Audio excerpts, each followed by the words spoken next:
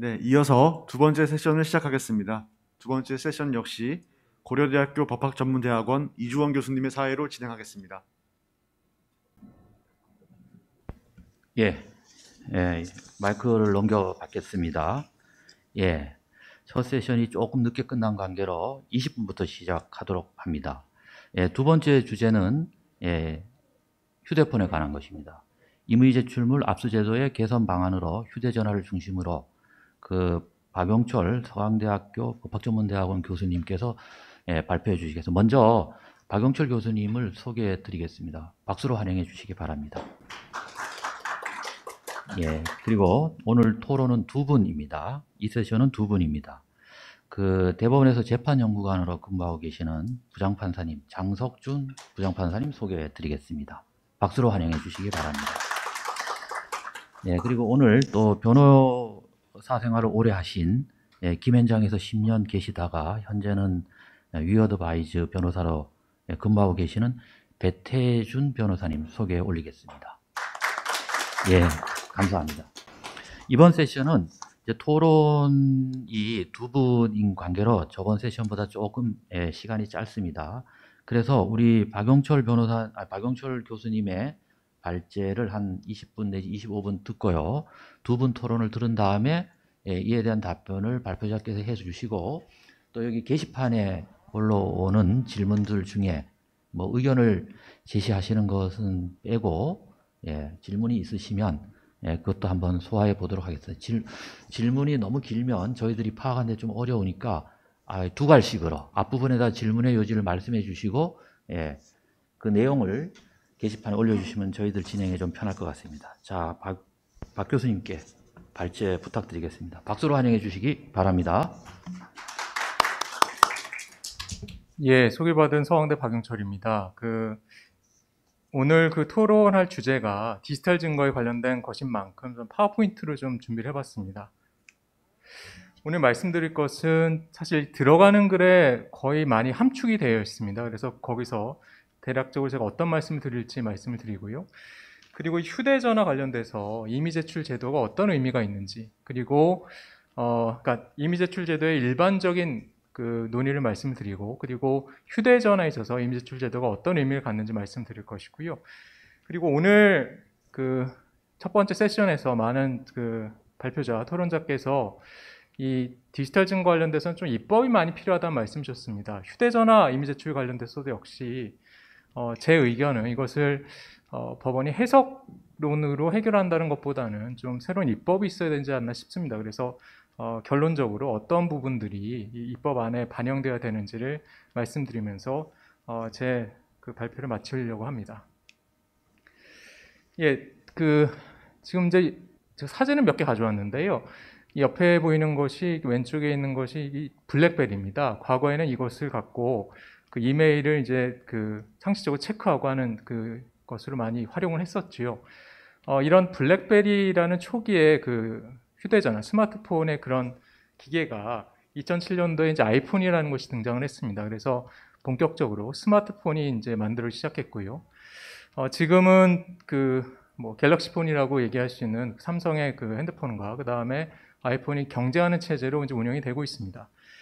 현대인은요, 포노사피엔스라고 그래서 이 휴대전화가 없으면 살아갈 수 없는, 스마트폰이 없으면 살아갈 수 없는 존재라고 불리우고 있습니다. 그럼 이 휴대전화, 이 스마트폰이 어떠한 기능을 갖고 있는지를 잠깐 보도록 하겠습니다. 다 아시는 내용이겠습니다만은 지금 나온 최신 휴대전화는 총 저장 용량이 512GB에 달합니다. 그런데 이것은 사실상 큰 의미가 없는 것이, 다 아시다시피 우리가 인터넷상으로 이제 접속 가능한 클라우드라는 또 저장 장치가 있고요. 그리고 또 이 스마트폰은 기계 장치의 일부로서 이제 카메라를 갖고 있습니다. 그리고 어플이라고 하는 이 여러 가지 간편하게 인터넷 접속할 수 있는 그런 그런 기능을 가진 것들을 우리가 다운로드 받아서 이것을 통해서 사실상 컴퓨터가 제공할 수 있는 거의 모든 기능을 스마트폰을 통해서 이용할 수가 있습니다. 그러다 보니까 휴대전화를 통해서 정보 저장 그리고 접근 기록 등에 대해서 사용자가 이것을 모두 인지하는 것은 사실상 거의 불가능합니다. 저도 제 휴대전화에 어떠한 정보가 저장되어 있는지, 그리고 이것에 어떠한 기록이 남아 있는지를 사실 기억하는 것은 거의 불가능하다라고 생각이 됩니다. 그러한 차원에서 이 범죄 수사에 있어서 휴대전화는 사실 상당히 중요한 역할을 갖고 있습니다. 아까 1 세션에서 말씀을 드린 바대로 휴대전화를 우리가 이제 법원에서는 범행의 도구가 되는 유체물 겸 디지털 정보가 담긴 정보 저장 매체라고 이야기를 하고 있습니다. 그러다 보니 이 휴대전화에 있는 그 저장되어 있는 정보에 대해서 보안성이 좀 더 강화돼야 되지 않겠느냐. 그래서 일반적으로 아이폰이 그 안드로이드 폰보다는 조금 더 보안성이 강화되어 있다고 이야기하기 때문에, 그러면 이 경우에 과연 그 휴대전화에 있는 그 정보들을 어떻게 수사기관이 확보할 수 있겠느냐와 관련돼서 최근에 법무부에서 디지털 증거 압수수색 시 협력 의무 부과 법안이라는 것이 또 논의가 됐었습니다. 개인적으로 이것은 좀 불법적이라고 생각을 하는데요. 어쨌든지 간에 휴대전화 사용자에 대해서 보안을 해제할 의무를 부과하자는 그런 시도가 있을 정도로 휴대전화는 수사기관에 있어서는 사실상 그 정보의 보고를 할 수 있을 것입니다. 오늘 말씀드릴 것이 휴대전화의 이미 제출과 관련된 겁니다. 근데 이 부분에 있어서는 여러 가지 사실 전제가 되는 것들, 그리고 법원 내부에서도 의견이 좀 많이 갈리는 것 같습니다. 첫 번째 제가 살펴보고자 하는 것은 그 휴대전화 이미 제출 시점과 관련된 부분입니다. 통상적으로 물론 이 이외의 것도 있을 수 있겠습니다만은 통상적으로 두 가지 시점이 있을 것이라고 생각이 됩니다. 첫 번째는 우리가 흔히 얘기하는 이제 경직법상의 불신 검문 시에 어떤 유죄 증거가 있는지를 확인하기 위해서 이미 제출을 받는 그런 경우가 있을 겁니다. 여기서 문제가 되는 것은 불신 검문을 했을 때 그 당시에는 결국은 범죄 혐의가 특정됐다고 보기 어렵습니다. 근데 그 상황에서 어떻게 우리가 그런 휴대전화를 이미 제출을 받아서 탐색할 수 있을 것인가까지 문제가 될 수 있다고 보여지고요.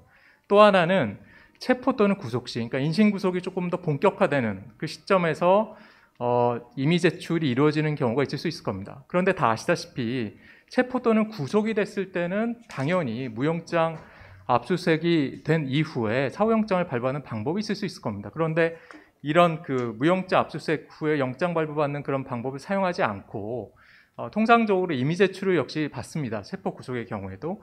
이것이 과연 적정하냐라는 것에 대한 논의가 있을 수 있을 것입니다. 또 하나는 휴대전화와 관련돼서 이미 제출자에 대한 문제가 있습니다. 우리 형사소송법 108조와 218조에 보시면 이미 제출자와 관련돼서 소유자, 소지자 또는 보관자라고 규정하고 있습니다. 그러다 보니까 이 소유, 소지, 보관자는 크게 두 가지 종류가 있을 수 있다고 생각이 됩니다. 하나는 그 제출하는, 이미 제출하는 것에 대한 그 증거를 통해서 직접적으로 불이익을 받을 수 있는, 결국 이후에 이제 피고인이 되는 피의자가 있을 수 있을 것이고요. 아니면 피해자 또는 제3자가 있을 수 있을 겁니다. 그러다 보니까 피고인이 조금 제가 잘못 적은 것 같습니다만, 하여튼 피고인이 피해자였을 때 이미 제출의 임의성을 인정할 수 있을 것인가? 제가 드리려는 말씀은 피고인이 그러니까 제출자가 피해자였을 때 이미 제출의 임의성 부분은 사실 큰 문제가 되지 않을 거라고 생각을 합니다. 왜냐하면 본인이 결국 이 제출하는 증거로 인해서 불이익을 받을 사람이 아니기 때문에, 그렇기 때문에 이 피해자가 이미 제출자인 경우에는 임의성 인정에 큰 어려움이 없을 것이고 별다른 의의가 없을 것이 생각이 되는데요. 문제가 되는 것은 피고인이 이미 제출자였을 경우일 겁니다. 이런 경우에 과연 피고인이 이미 제출을 과연 할 수 있을 것인가, 이게 원시적으로 가능할 것인가에 대한 문제도 있을 수 있을 것입니다만은, 그러다 보니까 임의성을 담보하기 위해서 제출 거부권이 반드시 고지되어야 할 것인가라는 그런 문제가 있을 수 있습니다. 아시다시피 우리 명문상 이미 제출에 있어서는 제출 거부권에 대한 내용은 당연히 없습니다. 그럼에도 불구하고 제출 거부권을 고지를 해야 임의성 담보가 가능한 것인가가 하나의 논의가 될 수 있을 것입니다. 그 다음에 또 하나는 이미 제출의 범위가 문제가 됩니다. 이제 관련성의 부분인데요.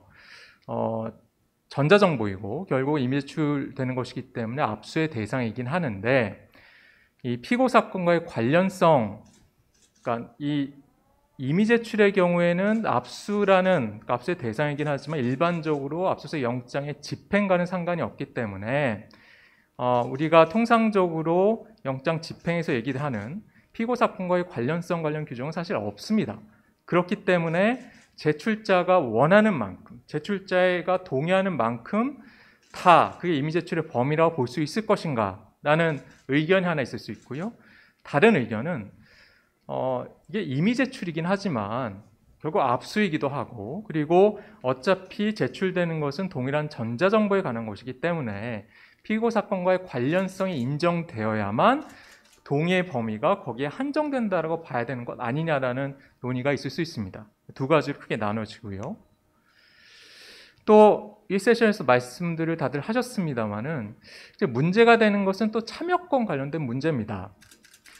이것도 의견이 크게 첨예하게 두 가지로 갈린다고 생각이 됩니다. 첫 번째 의견은 우리가 108조, 218조의 이미 제출 규정에서는 영장 집행과 관련된 것이 아니기 때문에 참여권 자체가 필요하지 않는 것 아니냐라는 의견이 있을 수 있습니다.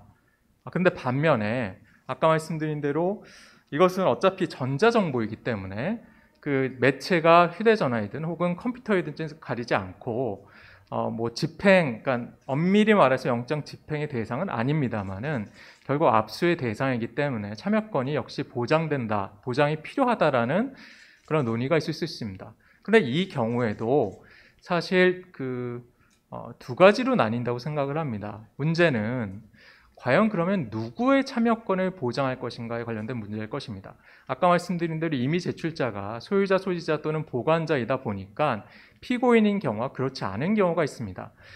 예를 들어서 피해자가 휴대폰, 휴대전화, 그러니까 피고인의 휴대전화를 이미 제출했을 때 그러면 이런 경우에 그럼 피고인이 참여를 해야 되는 것이냐, 그러니까 제출자가 아닌 피고인이 참여해야 될 것이냐라는 것이 문제될 수 있을 겁니다. 이 관련 사실 그 사건이 지금 대법원에 아직 계류 중이어서 저도 명확하게 말씀드릴 수는 없다고 생각을 합니다만 제 개인적인 의견은 피고인의 참여권은 인정돼야 되지 않나 싶습니다. 그런데 문제가 그럴 경우에 과연 그럼 이게 실무상 실현이 가능한가가 이제 문제가 될 것입니다. 왜냐하면 피해자가 예를 들어서 고소할 때 그 피고인의 휴대전화를 제출한다라고 만약 가정한다라고 하면 그 제출을 받은 수사기관이 피고인에게, 그러니까 그 당시 피의자가 되겠죠. 피의자에게 통지해서 이것에 대한 탐색, 수색에 참여하라고 하는 것이 과연 실무적으로 현실 가능한 것인가라는 문제가 있을 수 있다라고 생각이 됩니다. 결론적으로 일단 말씀을 드리면 이런 모든 문제들이 입법을 통한 해결이 바람직하다라고 보여집니다. 그런데 지금 아직 입법이 되어 있지 않은 상황에서 현행법 해석을 과연 어디까지 우리가 해야 될 것인가가 이제 결국은 당면한 문제이기 때문에 그 문제에 대해서 또 구체적으로 말씀을 드리겠습니다. 다 아시다시피 우리 소송법상 압수는 이미 제출에도 그대로 규정이 되어 있습니다. 규정상 보시면 소유자, 소지자 또는 보관자가 임의로 제출한 물건 또는 유류한 물건을 영장 없이 압수할 수 있다라고 규정하고 있습니다. 연원을 좀 살펴봤습니다. 일본 형사소송법 101조와 221조 규정을 보니까 다 똑같습니다. 다만 한 가지 다른 것은 압수를 하지 않고 영치라고 규정하고 있습니다. 그런데 우리가 여기서의 압수는 사실 영치라고 보는 것이 일반적인 논의이기 때문에 사실 그 규정에 있어서 큰 차이는 없을 것이라고 생각이 됩니다. 다만 제가 강조하고 싶은 것은 108조, 218조 이미 제출에 있어서의 압수도 결국 106조 이하의 압수와 동일하게 봐야 되는 것이 아닌가라는 게 제 생각이고요. 아까 말씀드린 대로 또 다른 의견은 이것은 106조 이하의 압수, 즉 참여권이 인정되는 압수와는 다르다라는 의견이 또 있다는 점 다시 한번 말씀을 드리겠습니다. 근데 이 압수의 대상과 관련돼서 아까 1세션에서 말씀을 하셨습니다마는 우리의 경우에는 좀 규정 자체가 많이 좀 변경이 됐습니다. 과거에 저희 필요성을 따지는, 그러니까 필요한 때는 증거물 또는 몰수할 물건, 사료하는 물건을 압수할 수 있다라는 그렇게 규정이 되어 있었다라고 하면 이제 개정을 통해서 관련성을 따지게 됐습니다. 피고 사건과의 관계가 있다고 인정할 수 있는 것을 한정한다는 규정이 들어왔기 때문에 그 부분에 있어서는 결국은 압수의 대상 관련돼서 우리가 늘 생각해야 될 것은 관련성이 인정되는 것, 소위 유관 정보를 어디까지 볼 것인가라는 것이 아마 가장 큰 문제가 되지 않을까 싶습니다. 전자정보에 대한 참여권은 말씀 다 들으신 대로 판례상 확립되어 있는 것입니다. 그래서 압수수색 당사자나 변호인에게 참여의 기회를 보장하는 것, 그리고 무관 정보의 임의적 복제를 막기 위한 적절한 조치가 필요하다라는 것이 일반적인 이야기일 겁니다. 제 발표문에 제가 이제 하고자 하는 그 용어를 조금 만들어서 이제 놓았는데요. 전 뭐 이렇게 구분을 했습니다. 실질적 피압수수색 당사자, 그리고 형식적 피압수수색 당사자라고 구분을 했는데요. 이것은 아까 말씀드린 것과 사실 동일합니다. 결국 핵심은 압수수색된 정보를 통해서 내가 직접적으로 나의 유죄 증거가 되는지, 내가 분명히 그것에 어떤 그 실익이 있는지, 그것에 대해서 참여를 하고 그것에 대해서 방어할 실익이 있는지 여부에 따라서 압수수색할 증거가 본인의 유죄 증거가 될 경우에는 실질적 피압수수색 당사자라고 저는 표현했고요. 그렇지 않을 경우에 아까 말씀드린 대로 피해자나 제3자가 제출한 경우 등에는 형식적이라고 이것을 구분했습니다. 그래서 보시면 여기 제가 그 원본 반출 확인서라고 이제 문건을 그냥 이미지를 가져왔는데요. 이것은 참여에 대한, 그러니까 참여 여부를 이제 묻는 것에 대한 문건으로 보입니다.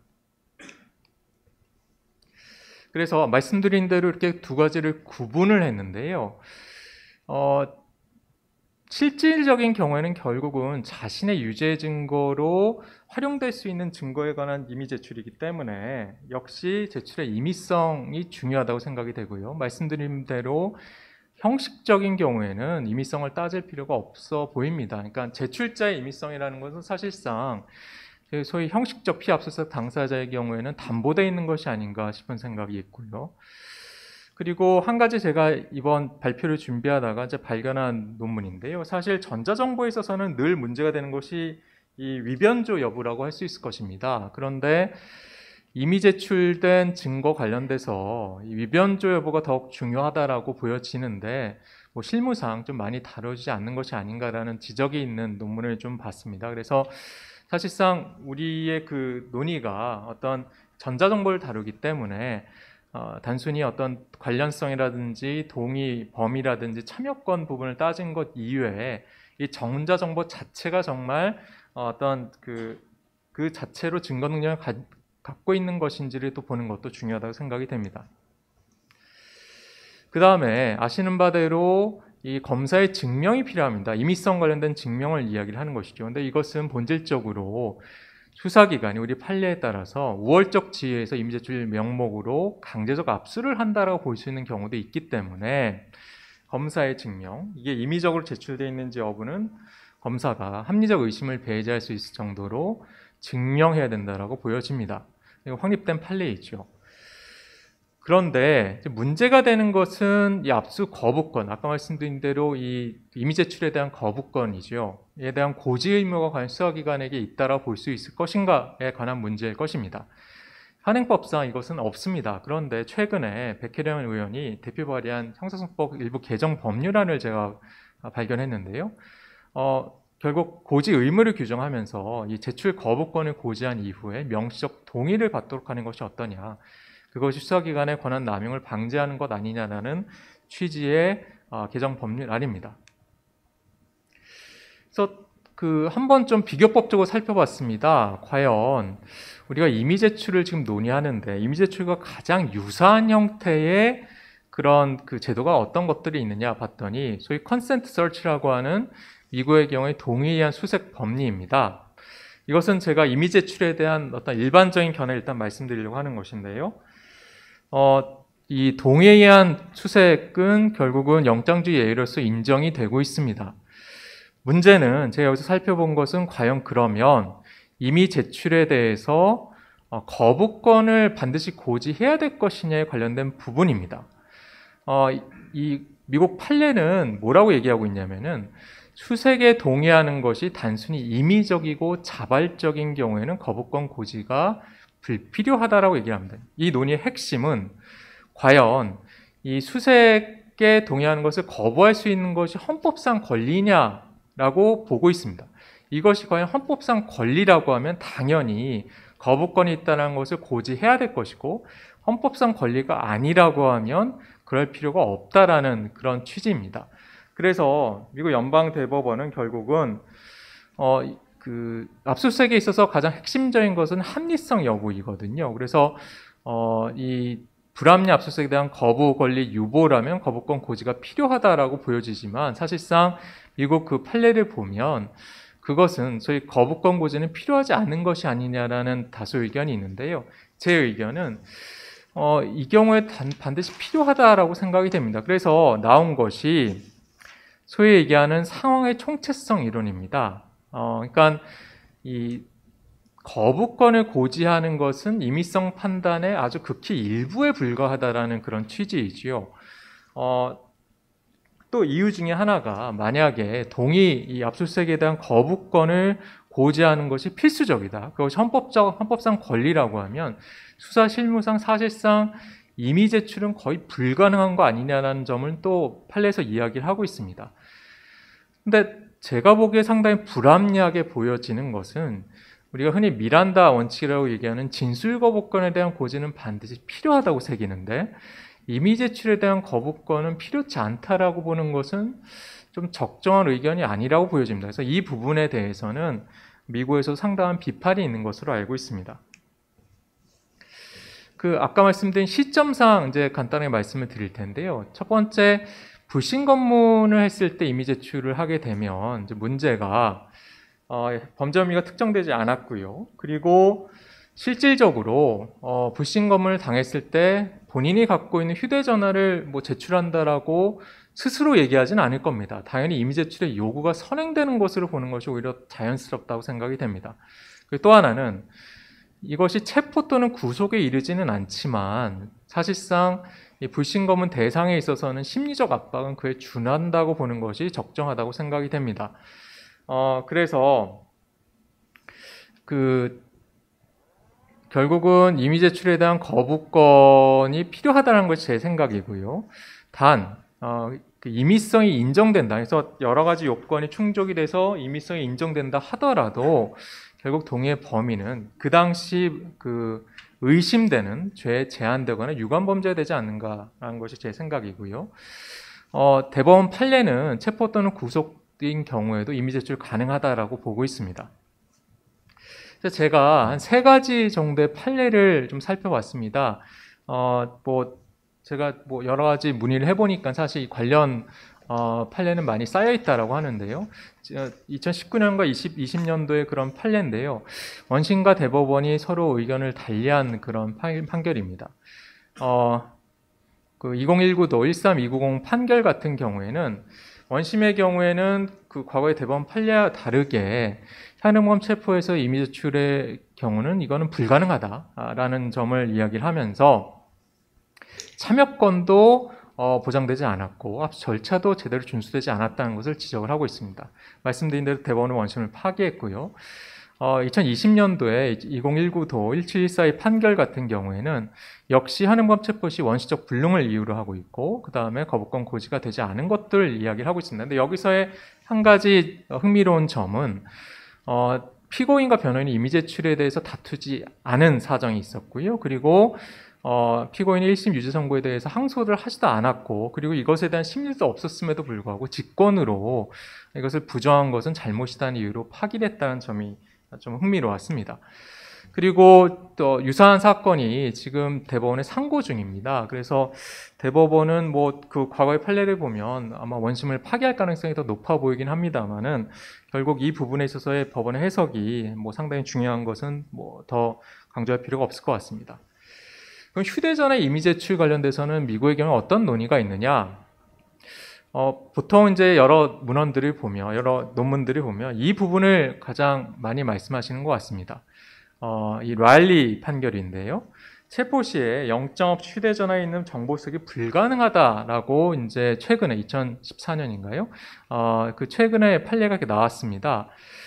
그런데 그 논거가 상당히 좀 재미있는데요. 하나는 일반적인 무영장 수색을 했을 때는 흉기를 조사하기 위한 것인데 휴대전화는 흉기가 아니다라고 얘기를 하고, 피체포자의 프라이버시권 침해 우려가 있기 때문에 이렇게 영장 없이 정보를 수색하는 것은 불가능하다고 이야기를 하고 있습니다. 그런데 그럼에도 불구하고 아주 예외적인 경우에 긴급한 상황의 경우에는 무영장 수색도 가능하다라고 얘기를 하고 있습니다. 결국 이 판례의 핵심적인 내용은 이 프라이버시권, 개인의 프라이버시권과 전자정보의 무체물적 성격을 강조한다라고 보고 있습니다. 결국은 미국의 경우에는 이 프라이버시권 침해가 예상되는 경우이기 때문에 거의 가능한 한 경우에는 반드시 사전 발부영장이 필요하다라는 것이고요. 그럼 또 관련성 부분에 있어서 이제 문제가 되는데요. 결국은 범죄 혐의를 받는 혐의 사실 그리고 객관적 관련성이 인정되는 경우까지 압수수색이 가능한 것으로 봐야 되지 않는가라는 것이 제 생각이고요. 단 혐의 사실과 단순히 동종, 유사 범행에는 사유만으로 관련성을 인정할 수는 없다라고 보여집니다. 최종적으로 아까 말씀드린 대로 이거 입법을 통해서 해결해야 될 사안이라고 보여집니다만은 제가 생각한 세 가지 안을 간략하게 말씀을 드리면요. 일단은 정보에 대한 주의가 필요하지 않나라는 생각이 듭니다. 그러니까 우리가 영장 제도를 가름하는 임의 제출을 통해서 제출자의 동의가 영장 절차를 대체하는 것이라고 볼 수는 있지만 과연 이 동의의 범위라든지 그런 것들이 논의가 될 수 있기 때문에 이것이 상당히 신중하게 다뤄져야 되지 않는가, 그런 방향으로 입법이 돼야 되지 않나 싶고요. 두 번째는 임의 제출에 대한 거부권 사전고지는 반드시 필요하지 않나 싶습니다. 이것을 우리가 입법을 통해 해결을 하든 아니면 해석을 통해 해결하든 현재 상황에서 어떻게 할지는 모르겠습니다만은, 왜냐하면 통상적으로 유체물에 해한 것과는 다르게 이것은 무체물과 관련된 것이기 때문에 반드시 거부권의 사전고지가 필요하다 생각이 되고요. 결국 핵심적인 것은 이런 프라이버시권에 대한 논의를 앞세워서 결국 수사기관의 정보에 대한 접근이 어느 정도 제한되어야 되지 않나 싶습니다. 결론을 말씀을 드리면 결국 핵심적인 내용은 이걸 겁니다. 휴대전화에 저장돼 있거나 아니면 접근 가능한 정보를 어떻게 취급해야 될 것인가에 관련된 문제인데요. 일단은 우리가 그 부분은 다들 말씀하셨으니까 더 말씀 안 드리겠습니다만은 우리 형사소송법이 유체물에 대한 것을 규정하고 있기 때문에 사실 전자정보라는 것은 유체물과 다르다는 점을 늘 고려해야 될 것이라 생각이 되고요. 그리고 전자정보라는 것이 더 핵심이라고 생각합니다. 어떻게 제출되었는지, 통상적으로 영장을 집행하면서 이게 압수되었는지 아니면 이미 제출되었는지 여부는 사실 큰 구별할 필요가 없다고 생각이 되고요. 마지막으로 입법을 통해서 절차 개선이 필요하지 않나 싶습니다. 예, 이상입니다.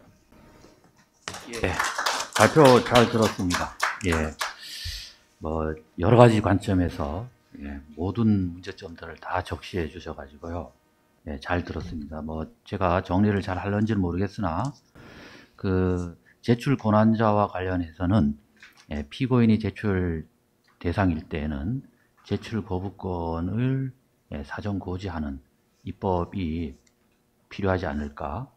또 제출 범위와 관련성에 대해서는 혐의 사실 및 객관적 관련성이 있는 정도까지는 임의 제출이 가능한 것으로 이와 같은 말씀을 해주시고 미국의 여러 판례들도 소개해 주셨습니다.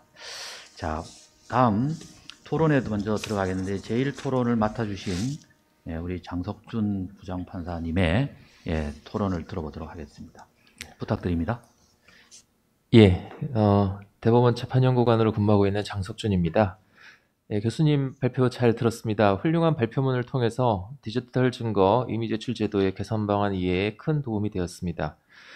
예, 스마트폰이라고도 하고 휴대전화라고 표현하기도 하고 또 디지털 증거에 대해서는 그 종근당 결정에서 전자정보라고 표현하기도 하는데 저는 일단 휴대전화 그리고 디지털 증거라는 용어를 사용하도록 하겠습니다. 예, 휴대전화는 일회성 압수의 대상인 단순한 유체물에 그치는 것이 아니라 한 인간의 모든 세계를 담은 거대한 정보 저장 용기입니다. 1세션 발표문에도 잘 소개됐듯이 현대의 디지털 환경에서 증거의 왕은 더 이상 자백이 아니라 스마트폰입니다. 그렇기 때문에 휴대전화 이미 제출 시 적절히 디지털 증거의 이미 제출 범위를 통제할 필요성이 있다는 발표자 의견에 공감합니다. 예, 대법원에도 해당 주제 관련해서 여러 사안이 계류 중입니다만 그리고 또 발표자께서도 이미 다 지적을 해주셨습니다만 저도 몇 가지 의견을 그리고 여러 가지 시각에 대해서 좀 말씀을 드리겠습니다. 이미 제출물로서 휴대전화 압수를 바라보는 두 가지 시각이 있을 수 있다고 생각을 합니다. 먼저 엄격한 해석이 필요하다는 견해입니다. 형사소송법 제218조 규정 문헌 체의상 압수의 일종으로 규정이 되므로 수사상 강제처분으로 보는 것이 타당하고 따라서 헌법 및 형사소송법상 그 강제수사에 관한 원리가 마찬가지로 적용돼야 된다는 견해입니다. 다음으로 완화된 해석이 가능하다는 견해입니다. 형소법 218조에 따르면은 이미 제출물 압수 시 별다른 제한 요건이 없고 수사에 필요한 증거의 신속한 확보가 가능하다는 이유에서입니다. 이러한 해석상 대립은 휴대전화를 이미 제출함에 있어 제출자의 동의 범위 해석 문제에서 언급된 것처럼 휴대전화 이미 제출 시 디지털 증거를 어디까지 제출했는지 그 의사가 불명확한 경우 디지털 증거의 제출 범위 제한, 즉 관련성을 바라보는 견해 차이로 이어질 수 있다고 생각합니다. 이미 제출한 디지털 증거의 범위에 대해서는 영장에 의한 압수이든 이미 제출물 압수이든 수사기관의 강제 처분에 대한 통제 법리라는 점을 중시해서 양자를 동일한 기준으로 판단하는 해석이 있을 수 있고 관련성 판단 기준을 영장에 의한 압수와 이미 제출 압수에서 달리 보는 해석 방법이 있을 수도 있다고 생각합니다. 그 후자의 해석 방법은 다시 이미 제출물 압수에서 관련성을 요구하지 않고 디지털 증거 전체를 제출한 것으로 넓게 해석하는 방법과 반대로 수사 실무에서 남용될 가능성에 주목해서 더 엄격하게 통제하는 해석 방법, 즉 이미 제출의 주된 동기가 된 혐의 사실과 기본적 사실관계가 동일한 범위 내의 전자정보로 제한하는 방법으로 나눌 수 있다고 생각합니다. 영장에 의한 압수에서의 관련성 요건보다는 다소 완화된 해석이 가능하다는 견해는 이미 제출물 압수의 경우 혐의나 관련성이 모호한 상태에서도 허용될 수 있음에 주목한 견해라고 볼 수 있고, 엄격하게 해석해야 된다는 견해는 이미 제출물 압수는 결국 강제처분적 성격을 지니므로 절차 통제의 필요성이 더 크다는 측면에 주목한 견해라 볼 수 있습니다. 발표자께서는 경찰관이 의심하는 어떤 유관범죄로 제한한다고 보셨는데 구체적으로 어느 정도 범위로 제한되어야 한다고 보시는지 교수님의 입장과 견해를 듣고 싶습니다. 다음으로 제출의 임의성 확보 방안으로서 이미 제출 거부권 사전 고지 의무 부과 여부에 관해서 여쭤보려고 합니다. 최근 수사기관에 이미 제출 거부권 사전 고지 의무를 부과하는 형사소송법 개정 법률안이 발의되었다고 합니다. 위 쟁점은 임의성 해석의 문제라기보다는 결국 입법으로 해결해야 될 문제로 볼 수도 있으나 현 단계에서는 역시 양론이 가능하다고 생각이 됩니다. 이미 제출물의 압수가 영장에 의한 압수 절차의 경직성, 엄격성을 다소 완화해서 수사 절차의 융통성과 효율성을 가미하기 위한 것인데 현행법상 법률상 근거가 없는 상태에서 이러한 추가적인 절차 의무 부과는 그러한 취지나 입법자가 의도한 제도적 이점을 퇴색시킨다는 견해도 가능합니다. 이런 측면에서 학계의 다수 견해는 여러 사정을 종합적으로 고려해서 제출 범위에 관한 의사해석을 엄격하게 하면 충분한 것이지 별도의 절차적 의무를 부과할 필요까지는 없다고 보는 것 같습니다. 그러나 다른 한편으로는 휴대전화 이미 제출의 경우는 피고인에게 초래될 수 있는 불리한 결과는 심대한 반면에 그에 대한 절차적 통제가 미흡하다는 지적이 있었던 만큼 영장주의를 잠탈하는 수단으로 악용됨을 방지하고 피고인의 방어권을 실질적으로 보장하기 위해서 해석상 허용되는 범위 내에서 보다 강화된 수단의 도입이 필요하다고 볼 여지도 있습니다. 최근 국가인권위원회에서는 경찰청장을 상대로 이미 제출 시 피조사자의 의사를 확인할 수 있도록 범죄수사규칙의 동의 관련 규정을 마련할 것을 권고하기도 하였습니다. 이러한 권고 결정은 수사 실무에서 휴대전화 이미 제출 시 제출의 임의성이 실제로 보장되는지 의문을 들게 합니다. 특히 대법원 판례는 현행범 체포시라는 이유만으로 휴대전화 제출의 임의성을 부정하지는 않고 있으므로 이미 제출 의사를 증명할 좀 보다 객관화된 수단의 도입이 필요하다고 볼 수도 있습니다. 미국 판례는 동의에 의한 수색 시 원칙적으로 이미 제출 거부권에 대한 사전 고지는 불필요하다고 보았으나 해당 판례는 휴대전화 사안이 아닌 경우가 대부분인 것 같습니다. 발표자께서는 수사기관에 이미 제출 거부권 사전 고지 의무를 부과할 필요가 있다는 적극설을 취하신 것으로 보이는데 절차상 의무 부과에 관한 구체적인 방안 예컨대 종전 이미 제출서 압수조서를 활용할 것인지 아니면 새로운 양식의 의사확인서를 별도로 요구할 것인지 등 고지의 방법, 절차 등에 관한 그 입장과 견해를 듣고 싶습니다. 그리고 마지막으로 발표자께서는 피의자 이미 제출, 그 실질적 피압수수색 대상자로 보이는데요. 그리고 피해자 등 제3자, 즉 형식적 피압수수색 대상자 이미 제출 간에 임의성 인정 여부에 차이가 있다는 의견이신 것 같습니다. 그렇다면 두 가지 경우에 디지털 증거의 제출 범위, 그 관련성과 탐색 과정에서의 참여권 보장 여부에 관해서도 달리 볼 필요가 있다는 것인지 그 견해도 듣고 싶습니다. 예, 마치겠습니다. 예. 네, 감사합니다. 자, 시간 관계상 우리 다음 제2토론자인 배태준 변호사님의 토론까지 듣고 답변을 듣도록 하겠습니다. 부탁드립니다. 예. 예, 안녕하십니까. 저 법무법인 위어드바이저 배태준 변호사고요. 무엇보다 이렇게 저한테 이렇게 귀한 토론의 기회를 주신 분들께 너무 감사드리고, 네, 교수님과 저희 부장판사님 발표문과 토론문도 굉장히 잘 들었습니다. 사실 제게는 뭔가 이게 같이 토론을 한다기보다는 뭔가 배우고 좀 이렇게 습득할 수 있는 기회여가지고 너무 영광이었고요. 예, 사실 이게 교수님 말씀 주신 부분이 변호인 입장에서는 다 굉장히 필요한 부분들이 많아서 그 교수님 말씀에 대해서 뭔가 제가 뭐 이렇게 강하게 뭘 이렇게 하고 이제 그럴 거는 전혀 없을 것 같고, 오히려 이제 그런 부분들은 되게 감사하는 부분들이 많았고, 예를 들어서 뭐 이미 제출물의 그런 뭐 거부권 사전 고지라든지 뭐 그런 뭐 사후 영장이라든지 이런 부분에 대해서는 저희가 깊이 이제 공감을 하고 있고, 다만 이제 교수님께서 아까 입법안으로 말씀 주신 이제 그런 부분들이 그럼 이제 각 그 항목별로 해가지고 어느 법령과 어느 체계에 어떠한 식으로 들어가면 좋을지, 사실 그게 어떻게 구체화될 수 있을지에 대해서는 조금 궁금하기는 했습니다. 근데 뭐 이제 좀 그 정도의 궁금함이 있었고, 뭐 제 발표문은 그래가지고 그냥 조금은 이제 보충드릴 수 있는 것들을 좀 준비를 했었는데, 막상 제가 오늘 와서 지금 이것들을 듣다 보니, 그러니까 뭐 보면 이제 각 뭐 수사기관도 수사기관, 이제 사법기관에서 나름 이제 좀 그 큰 그림에서 이제 그런 소외들을 말씀 주시는데, 뭐 제가 감히 변호사를 대표할 사람은 전혀 아니지만 제 짧은 경험에서 특히 이 휴대전화의 이미 제출 관련해 가지고 뭐 피고인이라든지 피의자 또는 변호인이 좀 느꼈던 그런 부분들을 제가 마지막에 좀 덧붙이겠습니다. 뭐 그러다 보니 이 토론문 자체는 제가 좀 빨리빨리 좀 스킵을 하고 지나가도 좀 양해 말씀을 먼저 구하겠습니다.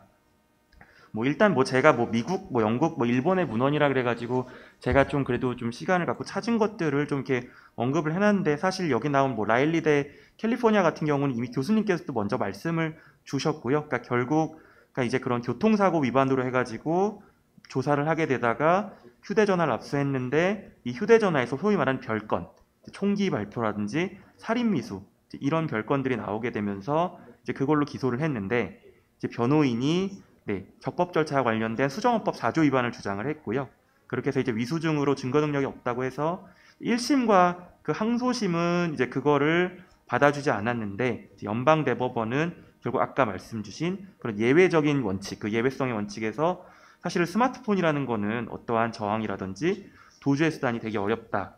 그래서 휴대폰을 취득한 이상 일정한 그런 무슨 뭐 증거 인멸의 우려도 없기 때문에 이게 정당화되기 어렵다고 했고, 다만 그렇지만 이 판결이 무슨 피고인에 대해서 일방적으로 간 건 아닌 것 같은 게, 그런 긴급성의 예외로 무슨 폭탄을 폭발시키는 공범에게 메시지를 보낸다든지 납치된 아이에 대한 위치 정보 이런 부분에 대해서는 긴급성의 예외가 적용될 수 있다고 했고요. 그 다음 이제 2018년에 나온 이 카펜터 대 유나이티드 스테이츠, 이것도 마찬가지로 그런 위치 정보를 영장 없이 취득한 것은 뭔가 수정헌법에 반하는 이제 위법 수집 증거다라고 지금 판단을 했습니다. 결국 그 이후에 나온 것들을 뭐 제가 다 읽어본 건 아닌데, 확실히 좀 그래서 이제는 영장주의로 미국은 좀 가려는 게 아닌가라는 생각을 했었고요. 일단 이제 영국 같은 경우는 ICO, 그 정보위원회에서 작년 정도에 굉장히 좀 큰 이제 그런 보고서를 하나 만들었고, 그 보고서가 참 재밌었는데, 근데 이제 휴대전화에 대해서 좀 이렇게 다른 좀 하나의 좀 이렇게 섹션을 빼서 설명을 하면서 결국에는 뭐 동의를 받던지 법률상 강제 취득 요건을 만족하더라도 이 동의라는 게 그러니까 제출에 대한 동의는 아니고, 이게 데이터 추출과 열람에 대한 동의는 별도로 구분해서 해야 되고, 하나의 동의를 가지고 다른 동의를 추정하거나 의제해서는 안 된다라는 얘기를 했으면서, 그리고 또 이제 합리성 기준을 만족할 필요가 있다라는 이야기들을 했습니다. 뭐 일본은 아까 첫 번째 세션에서도 좀 나오긴 했고 좀 저희가 간헐적으로 좀 나온 것 같은데 사실 제가 이렇게 써놓긴 했지만 막 아주 저희보다 듀 프로세스 측면에서 아주 빠른 법리들이 있거나 막 진짜 혁신적인 판결이 나오고 있는 것 같지는 않고요. 저도 좀 일본에 아는 뭐 수사기관 지인들도 이렇게 어떻게 해서 좀 물어봤는데 그냥 저희랑 비슷한 수준의 조금 이런 이야기들이 오가는 뭐 프라이버시라든가 뭐 정부의 그런 이익관의 적절한 조정 이 정도 의견인 것 같습니다. 그렇지만 어쨌든 이거에 대한 뭔가 좀 사법기관에 대한 뭔가 사법기관의 뭔가 사후 통제라든지 절차 보장 이런 부분에 대한 논의가 좀 계속되고 있다는 것들은 확실히 맞는 것 같고요. 네. 그러고 이제 참여권 관련해 가지고 그러니까 이거는 좀 약간 제가 다소 좀 지역적으로 가는 건가라는 생각도 들지만 그래도 좀 일을 하면서 느꼈던 부분 중에 하나는 그러니까 특히 이제 수사기관에 계신 분들은 뭐 이제 대검 뭐 예규가 바뀐 것도 하지만 어차피 지금 뭐 저희가 이제 압수수색 하거나 그렇게 했을 때는 어차피 들어와서 저희 뭐 선별할 때부터 다 참여권을 보장해 주고 있는데 그거를 뭐 그렇게 문제 삼을 게 약간 그거에 대한 뭐 법령 개정도 필요가 없다라고 하면서 그리고 뭐 피의자나 피고인들도 별 불만 없다. 굉장히 잘 정착되고 있다.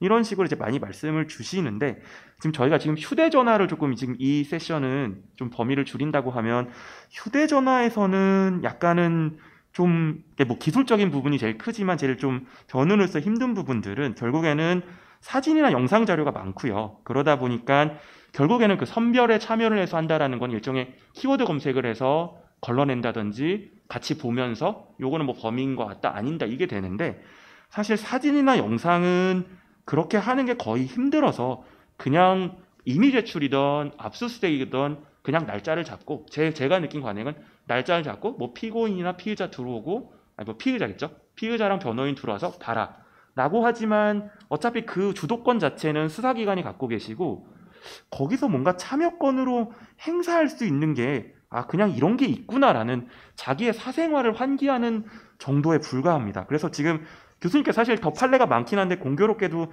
들어주신 판결들도 다 휴대폰 내 사진이나 영상에 관련된 것들이 많고요. 그러다 보니 그러니까 자, 동종 범죄를 넘어서 동종죄에 대한 여죄 수사 아니면 더 관련된 약간의 이종의 범죄 아니면 전혀 다른 범죄까지 수사가 번질지 모른다는 불안감을 굉장히 상당히 오랫동안 가지게 되고요. 이게 또 문제가 뭐냐면 이러다 보니까 자백에 대한 유혹을 되게 많이 느낍니다.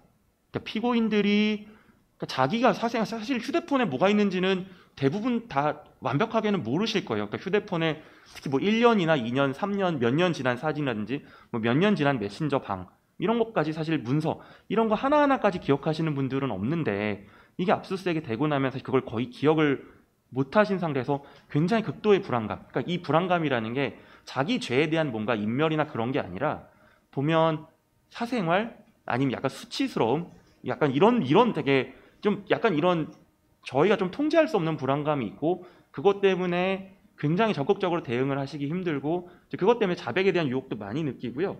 그다음에 뭐 잠깐 좀 얘기해서 했는데 아까 교수님께서 판결 하나 인용해 주시면서 이미 제출을 다투지 않아서 변호인과 피고인이 다투지 않아서 흥미롭다고 했는데 변호인과 피고인이 실무적으로 이미 제출 그거를 다투기를 기대하는 분은 없으실 거라고 생각합니다.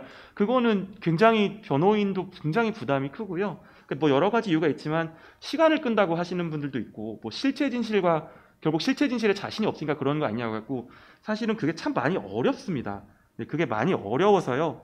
그래가지고 그러니까 모르겠습니다. 그러니까 당연히 궁극적으로 저희가 가야 될 부분들은 이게 엄격한 절차적 보장이 필요하겠지만 사실 가장 휴대폰으로 한정을 한다 그러면 저는 이 영상 정보에 대해서 사실 지금 영상 정보는 정말 통제가 없이 흘러가고 있다고 생각하는데 이 부분에 대해서는 사실 조금 가이드라인이 필요하지 않겠나라는 생각을 했고요. 조금 마지막으로 한 가지만 지금 뭐 중간에다 말씀을 드렸지만 결국에는 이 법리라는 게 지금 저희가 갖고 있는 지금의 논의들도 사실은 어떻게 보면 이제 데스크탑을 통해서 한번 만들어지고 이제 그 다음에 이제 휴대전화가 지금 사실 교수님께서 이런 휴대전화를 중심으로 하시는 저는 세션을 발표해 주셔서 너무 감사한데 사실은 데스크탑과 휴대전화도 사건을 세분화해서 들어가 보면 성격이 많이 다르고 피고인이 느끼는 것도 많이 다르고 좀 방어권을 행사하는 법도 많이 달라서 좀 이 향후에는 그런 것들도 가능하면 조금 더 구분이 돼가지고 각자가 느끼는 애로사항이나 고충들이 뭐고 이걸 어떻게 하면 뭐 실체 진실도 중요하지만 듀 프로세스 측면에서 보장을 받을 수 있을지 좀 논의가 활성화되면 좋겠습니다. 예, 감사합니다. 예, 감사합니다. 우리 장 부장님께서는 관련성과 관련해서 어느 정도 이 범위로 제한되어야 하느냐 하는 거 물어보셨고, 또 의무제출 거부권, 사전고지와 관련해서 구체적인 방안 이런 걸 물어주셨고요. 또 우리 배 변호사님께서는 주로 이제 의견을 피력해 주신 것 같습니다. 적절한 논평과 답변을 부탁드립니다.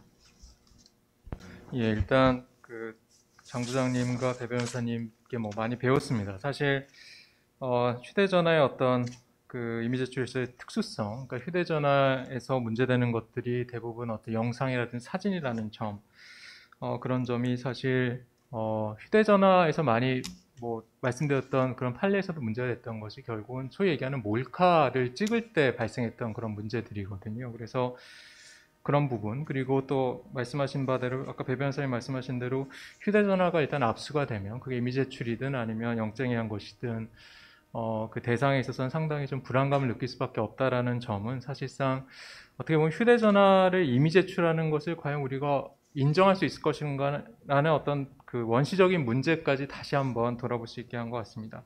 일단 장 부장님 말씀하신 거 제가 저희 말씀을 드리면 저희 관련성의 문제가 가장 중요하겠죠. 우리 대법원 판례를 통하면 객관적 인적 관련성을 이제 얘기를 하는데요. 예를 들어서 몰래 어떤 영상이나 촬영을 하다가 사진을 찍다가 이제 이미지 제출하게 하는 경우는 아마 그것과 유사한 그러니까 불법 촬영 관련된 것이라든지 피해자는 다를 수 있겠습니다만은 그 정도 어떤 관련성의 유관성이 그 정도로 인정이 돼야 되지 않나 싶은 생각이 있고요. 두 번째는 사전고지 의무 관련돼서 어떻게 이것을 구체적으로 요구할 수 있을 것인가를 말씀 주셨는데, 제 그냥 기본적인 생각은 진술거부권 고지에 준할 정도로 어느 정도 형식화된 새로운 의사 확인서가 있는 것이 어떤가라는 생각을 일단 기초적으로 하고는 있습니다. 또 마지막으로 아까 제가 말씀드린 실질적 피압수수색 당사자와 이제 형식적 피압수수색 당사자를 나눠서 말씀을 드렸는데요. 형식적 피압수수색 당사자의 경우에는 사실 본인의 어떤 유죄 증거 관련된 것이 아니기 때문에 임의성은 사실 저는 별 따질 필요가 없지 않나 생각이 듭니다. 제출자 임의성을 이야기한다라고 하면. 그래서 차이가 있다는 것은 결국은 이제 핵심이 되는 것은 이후에 피고인이 된 피의자가 중요한 것이어서 피의자의 임의성 인정 여부가 중요할 것인데, 제출자가 피해자나 제3자라고 하면 결국 임의성은 큰 의미가 없다는 것이 제 생각이고요. 그런데 그러면 그 경우에 어떤 관련성이라든지 참여권 보장 여부를 좀 달리 할 것이냐라는 것이 이제 핵심이 될 겁니다. 관련성 부분은 사실 결국은 제3자 혹은 피해자가 이것을 제출했을 때 피해자가 주장하는 범죄와의 관련성을 아마 더 이야기할 수밖에 없을 것이고요. 피고인 제출했을 때는 그 당시에 그 상황에 있어서 이제 의심이 되는 어떤 범죄와 관련성이 얘기가 될 수 있을 겁니다. 그런데 기본적으로 참여권이라고 했을 때는 피고인의 참여권, 실질적 피압수색 당사자의 참여권이 중요하기 때문에 제3자가 제출한 경우라 하더라도 제출자의 임의성은 사실 큰 따질 필요가 없어서 임의성은 당연히 인정된다 하더라도 참여권에 있어서는 실질적 피압수색 당사자의 참여권이 보장돼야 되지 않는가라는 것이 제 생각이고, 다만 이 과정에서 과연 이것이 실무적으로 가능할 것이냐, 실무적으로 그 자체가 좀 너무 다른 어떤 부가적인 요건을 부여하는 것이 아닌가라고 얘기할 수 있을 것이라고 생각이 되고요. 그리고 아까 배 변호사님 말씀하신 제가 피고인이나 변호인이 이미 제출한 것에 대해서 크게 이의 제기하지 않았다는 부분에 대해서 제가 흥미롭다 말씀드린 것은 결국 그것이 이제 대법원 판례의 그런 입장이어서 그런 이유들을 덧붙여서 이제 파기했기 때문에 그 점을 말씀드린 것이라는 걸 다시 한번 추가적으로 말씀드립니다. 이상입니다. 예, 감사합니다. 그 사이에 네 분이 이 게시판을 통해서 글을 주셨습니다. 최은정 님이 주신 피해자 등 제3자가 피의자 휴대폰 임의 제출했을 때 임의성 문제는 없고 개인정보 관련 문제는 어떻게 해결하면 되느냐. 이건 좀 전에 박 교수님께서 정보 주체인 실질적 피압수자의 참여권 보장으로 해결하고, 다만 실무적으로 가능한가라는 의구심을 표시하셨어요. 거의 답이 된 것 같고요. 윤찬영님께서는 그 배태준 변호사님의 발표와 관련해서 그 별건 수사 제안을 최근 그 수사 주체인 수사기관이 발표한 바가 있는데 수사기관이 스스로 자제할까라는 의구심을 표시해 주셨습니다. 예, 우려를 표시해 준 점이라고 해서 특별히 답변은 아닐 것 같고요. 이제 김현균님과 김정수님이 질문을 하셨는데 제가 요약을 정확하게 하는지는 모르겠어요. 김현균님은 지하철 몰카 사건 등에서 목격자가 범인의 핸드폰을 빼앗아서 취득하고 임의 제출하면 그게 적법할까? 경찰관이 반환하지 않은 채 다시 임의 제출을 받으면 그게 임의성이 있을까? 등등의 문제를 제기해 주셨는데 제가 보기에는 이때의 그 범인으로 빼앗은 것은 제출 권한자가 아닐 것 같아요. 제출 권한자는 소유 소지 보관자인데 그 소지자라고 해서 우연히 소지한 사람까지 또는 이렇게 빼앗아서 취득한 사람을 제출 권한자라고 보지는 않는 것 같고요. 그러면 결국 말씀하신 사인의 위법 수집 증거의 문제가 되는데 사인의 위법 수집 증거는 공익과 사익을 비교 형량한다는 것이 우리 대법원 판례의 입장이니까 아마 증거 능력이 인정되지 않을까 싶은 생각이 들고요.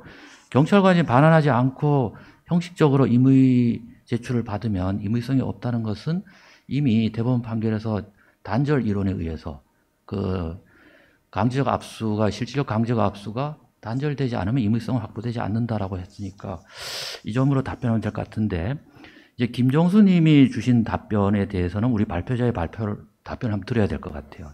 취지는 이런 것 같아요. 임의 제출을 했는데 동종 유사 범행을 수사할 때 임의 제출 범위를 어떻게 제한할까?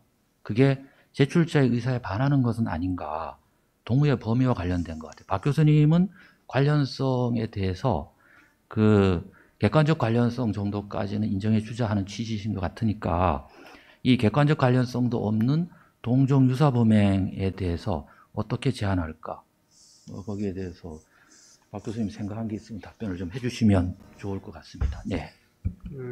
이주영 교수님께서 말씀해 주신 여러 가지 것들이 사실 가장 첨예한 문제인 것 같습니다. 판례를 통해서 얘기된 바도 있고, 근데 지금 김정수 님이 말씀하신 이런 부분들, 그러니까 피의자의 의사에는 명확하게 반하는 것으로 보이지만 동종 유사 범죄의 경우 이걸 어떻게 해야 될 것이냐. 제 기본적인 생각은 결국은 이것이 휴대전화이든 아니면 개인용 PC이든 뭐든지 간에 전자정보에 관련된 일반적인 법리가 그대로 적용돼야 되지 않나 싶습니다. 그래서 그것이 그 제출의 임의성 부분에 약간 글쎄요.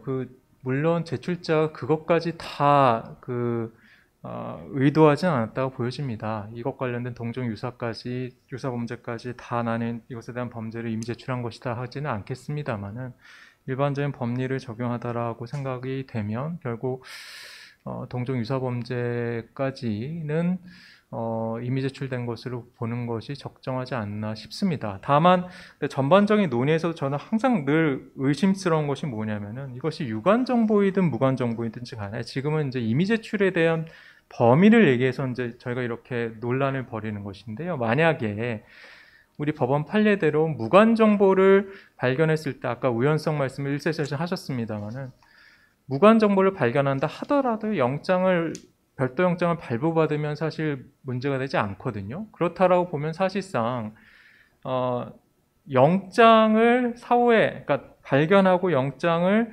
발부받아서 그것을 압수하면 문제가 없다라고 하면 우리가 영장주의는 관찰하고 있지만 사실상 미국에서 얘기하는 일반 영장을 사실상 인정한 것이 아닌가라는 좀 비판적 입장이 저한테 있거든요. 그러니까 영장만 받으면 된다라고 하는 것 자체도 무관 정보를 하더라도 영장만 발부하면 된다라고 하는 것은 좀 수사기관의 편의가 아닌가 생각은 또 합니다. 근데 또 다른 측면에서 그러면 범죄 정보를 발견했는데 이것에 대해서 처벌하지 않도록 하는 것이 과연 실질적 진실 추구에 적합한 것이냐라고 또 반론을 제기하시면 그것에 대한 답은 또 저도 좀 적절한 대답은 할 수 없을 것 같습니다. 늘 과연 적정 절차 원칙, 적법 절차 원칙이라고 했을 때 어디까지를 허용할 것이냐, 어디까지를 인정할 것인가는 계속적인 다툼과 발전, 어떤 논의가 발전되지 않나 싶습니다.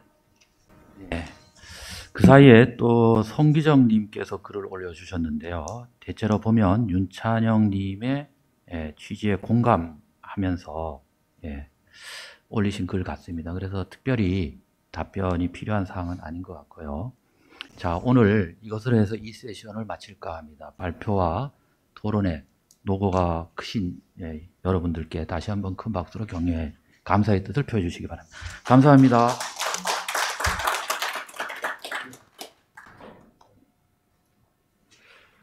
예, 흥미로운 논의 잘 들었습니다. 지금부터 16시 25분까지 약 10분간 휴식 시간을 가진 후 오늘의 마지막 세션을 진행하도록 하겠습니다.